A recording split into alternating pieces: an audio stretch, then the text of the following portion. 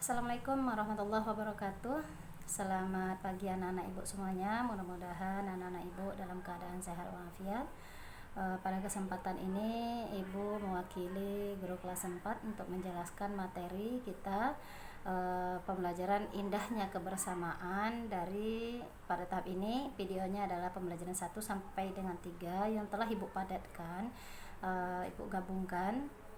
Mudah-mudahan bisa bermanfaat untuk anak-anak ibu semuanya. Namun sebelum itu marilah kita berdoa menurut kepercayaan kita masing-masing. Berdoa dimulai.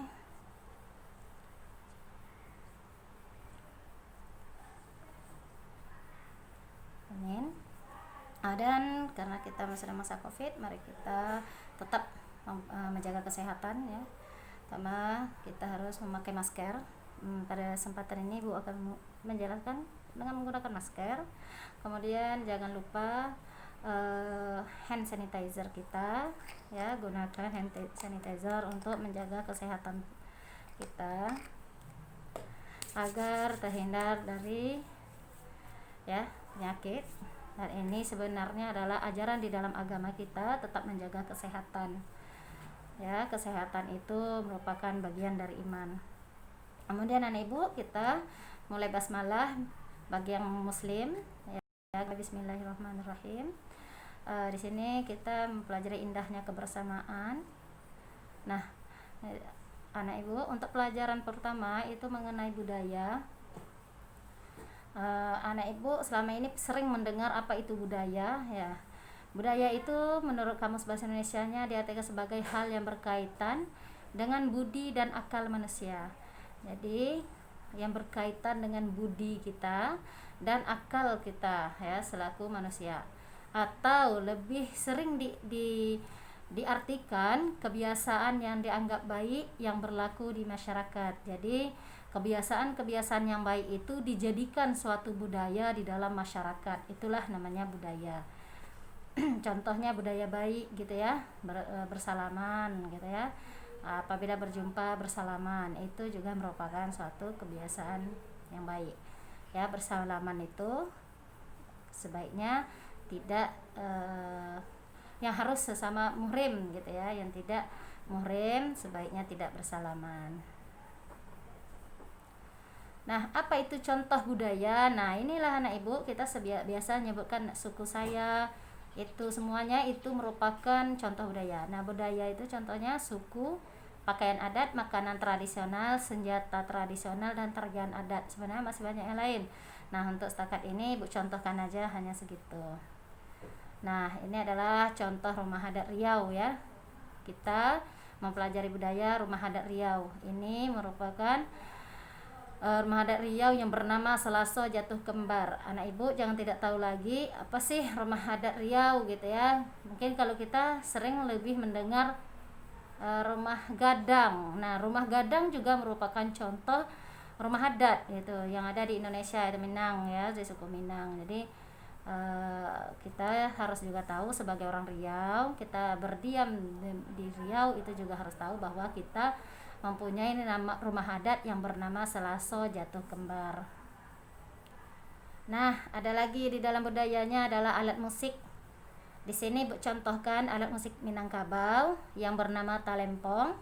Ini adalah alat musik yang dimainkan dengan cara dipukul dan merupakan alat musik yang sering digunakan oleh masyarakat Minangkabau sebagai alat musik mengiringi berbagai kesenian tradisional. Nah, ya, ada yang orang yang nari, alat musiknya itu yang dibunyikan. Nah, ini seperti gendang dengan cara dipukul, tapi namanya bukan gendang, talempong ya. Ini ada contohnya di halaman 7. Alat musik ini terdapat di halaman 7 buku Yudhistira. Ada lagi yang dinamakan tarian adat. Budayanya ada dilihat dari tarian adat. Contoh tarian adat di sini yang ibu gunakan adalah tari saman yang berasal dari Aceh. Nah, ini berasal dari Aceh itu tulisannya. Contoh gerakan tari saman dapat dilihat dalam buku pada halaman 14. Nah, gerakan demi gerakan dasarnya sudah dilampirkan di buku ya, sudah tertulis di buku, bisa dilihat di bukunya halaman 14. Namun secara keseluruhan anak ibu bisa melihat di YouTube. Bagi yang bersedia melihat di YouTube, itu ada ibu letakkan situsnya, jadi bisa di browsing di sini. Kemudian contoh lain dari budaya adalah suku. Nah, banyak kita sering dengar, saya suku Melayu, saya suku Minang. Nah, itu juga bagian kekayaan budaya Indonesia. Contoh suku bangsa di Indonesia adalah suku Melayu, Minang, Jawa, Batak, Bugis. Banyak sebenarnya suku yang ada di Indonesia. Ini bisa anak ibu lihat di halaman 26 pada buku Yudhistira ya. Kemudian budaya lainnya adalah permainan tradisional. Contoh permainan tradisional itu seperti estata, patut leleh. Ya, permainan yang dulu-dulu seperti kelereng, main congkak itu juga merupakan permainan tradisional. Namun anak ibu masih banyak yang lain yang kita kenal di dalam daerah kita Kota Dumai maupun di luar gitu ya. Sangat banyak kekayaan Indonesia. Nah, ini di halaman 22 buku Yudhistira, di situ ada estata dan di bawahnya adalah gambar bermain naga. Nah, itu perlu kekompakan di dalam permainan. Jadi setiap permainan itu mempunyai makna masing-masing. Bisa jadi dari segi kerjasamanya, bisa jadi ada nilai baiknya gitu ya. Jadi setiap permainan yang ada di Indonesia itu mempunyai makna-makna tersendiri. Jadi di sini contoh lainnya adalah egrang ya. Pernah lihat egrang ya, ibu tampilkan fotonya. Nah, inilah egrang yang biasa kita mainkan pada 17-an atau dalam peringati hari anak dan memperingati hari guru juga ini pernah dilakukan.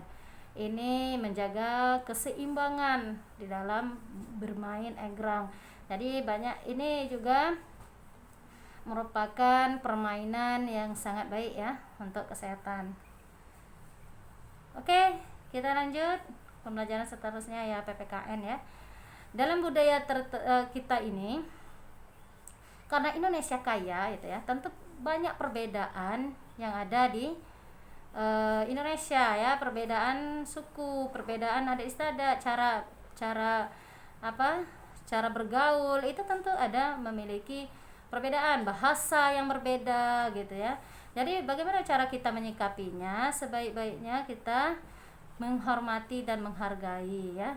Jadi sebagai warga negara Indonesia yang baik, kita harus menjaga persatuan dan kesatuan dalam menghadapi perbedaan tersebut.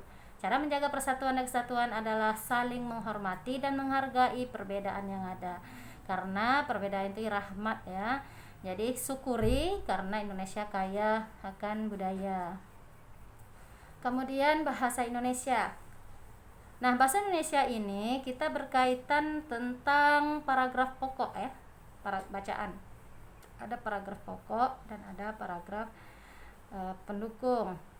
Ya, gagasan pokok dan gagasan pendukung. Nah, di dalam setiap bacaan memiliki gagasan pokok atau disebut ide pokok dan gagasan pendukung yang disebut penjelas. Apa itu gagasan pendukung? Gagasan pendukung adalah gagasan yang menjadi dasar ya, jadi dasar pengembangan sebuah paragraf. Nah, ada dulu gagasan pokok, baru bisa namanya kita tambah menjadi gagasan pendukung.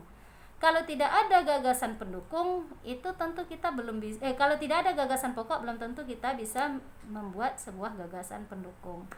Jadi anak ibu, gagasan pokok itu adalah dasar yang harus kita miliki untuk mengembangkan sebuah cerita. Gagasan pokok ini biasanya berada di awal, berada di tengah paragraf, ataupun di akhir paragraf. Namun anak ibu, jika suatu paragraf itu sudah berada di awal paragraf, itu tidak boleh lagi berada di tengah ataupun di akhir. Artinya, gagasan pokok itu hanya satu gagasan pokok di dalam satu paragraf, tidak boleh lebih. Jadi di dalam satu paragraf itu hanya boleh satu ya gagasan pokok. Dan yang lainnya merupakan gagasan pendukung atau menjelaskan gagasan pokok. Nah, apa itu gagasan pokok? Gagasan pendukung. Gagasan pendukung itu ialah tambahan ya, gagasan tambahan yang berfungsi menjelaskan gagasan pokok. Nah, pendukung itu hanya mendukung dari sebuah gagasan pokok. Kita tambah-tambah untuk menceritakan apa yang kita ceritakan tadi. Contoh ya. Contoh Ibu buat itu gagasan pendukungnya, gagasan pokoknya. Budaya merupakan kebiasaan yang dianggap baik di dalam masyarakat. Nah, itu Ibu jadikan sebagai gagasan pokok. Apa yang kita mau kembangkan dari kalimat tadi itu harus kita tambah sebagai dijadikan atau dijelaskan kalimat yang telah dibuat tadi menjadi kalimat yang sangat panjang ya, menjadi sebuah paragraf. Nah, yang pertama adalah gagasan pokok, maka kita harus menjelaskan apa yang disebutkan budaya tadi.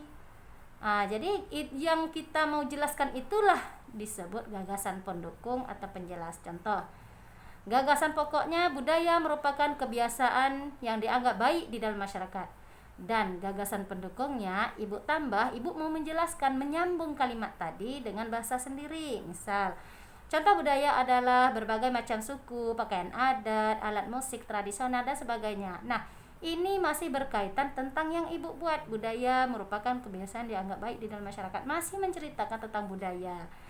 Perbedaan bukan merupakan suatu penghalang untuk kita bergaul di masyarakat. Jadikan perbedaan itu suatu keragaman bangsa yang merupakan kekayaan Indonesia dan wajib kita syukuri kepada Tuhan Yang Maha Esa. Artinya, Ibu menjelaskan kita bersyukur atas perbedaan budaya yang ada di Indonesia. Jadi ini contoh paragraf yang memiliki gagasan pokok berada di awal kalimat, di awal paragraf. Jadi anak Ibu, untuk kelas 4 itu rata-rata dan sebagian besar materi gagasan pokok ini biasa berada di awal kalimat ya, di awal paragraf. Jadi kebanyakan soal-soal untuk kelas 4 itu gagasan pokoknya berada di awal kalimat ya, di awal paragraf. Lanjut kita mengenai IPA, yaitu tentang bunyi. Bunyi ini diceritakan pada halaman 8 buku Yudhistira. Apa itu bunyi? Nah, bunyi adalah energi yang dapat didengar. Ingat, energi ya, bunyi itu energi yang dapat didengar. Contoh bunyi adalah jeritan anak-anak, suara bisikan, suara pena jatuh, bunyi petir, bunyi-bunyi lain lah, bunyi motor ya. Itu merupakan contoh daripada bunyi. Nah, anak Ibu bisa mendalaminya di buku halaman 8 ya, buku Yudhistira. Kemudian dari mana bunyi itu berasal? Nah, ini disebut sumber bunyi. Bisa dari pita suara manusia, karena manusia ya bersuara, jadi sumber bunyinya dari pita suara. Kemudian garpu tala, yaitu seperti tembaga, alat musik, kendaraan bermotor, itu bisa anak Ibu baca di bagian buku halaman 17.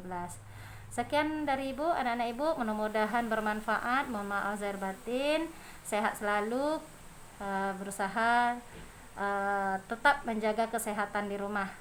Ibu akhiri, wassalamualaikum warahmatullahi wabarakatuh.